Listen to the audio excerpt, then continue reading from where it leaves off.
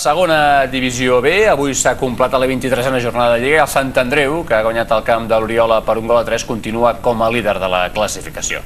La golejada del dia s'ha vist al mini estadi on el Barça B ha derrotat el Gavà per un contundent 5-0. El Sant Andreu continua interpretant un recital en cada partit que juga. Avui a Oriola l'orquestra de Nacho González ha desafinat una mica en els primers instants, en què Cervera ha compost l'1-0, fins que ha aparegut un solista que amb els seus gols ha sabut suplir l'absència del lesionat Queco. Alfredo Mayordomo Mayor ha marcat els 3 gols amb què els andreuencs han capgirat el marcador.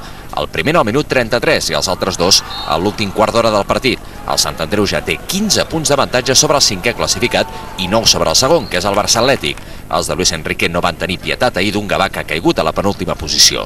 Rueda va inaugurar el marcador en el minut 6 i el Bisoniema, en el 35, va aconseguir el seu primer gol en els últims 14 partits. Qualsevol possibilitat de reacció gavanenca va quedar avortada després d'aquest penal que va suposar l'expulsió del porter Marcos i que va transformar Nolito en el minut 55. El Pichichi, Jonathan Soriano en el minut 73 i Gaia Solín en el 87 van completar la primera victòria del Barça Atlètic en els últims 3 partits.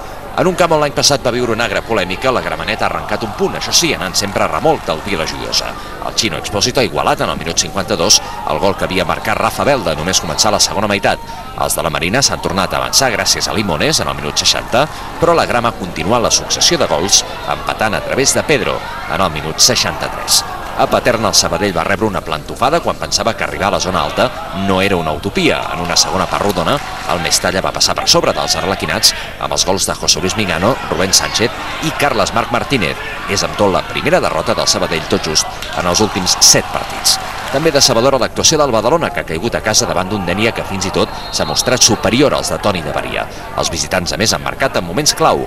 Juan Carlos Signes ha fet el 0-1 en el minut 40 i Jorge Jiménez el 0-2 en el 5è minut de la represa. I 2 equips de la zona baixa han obtingut 2 victòries per a l'Esperança. Destaquem la del Terrassa, que s'ha imposat al Logroñés amb aquest gol del juvenil Josep Senyer en el minut 94, i la del Lleida, que ha guanyat l'Alcoià al Camp d'Esports gràcies al gol que ha aconseguit Xavi Jiménez en el minut 5.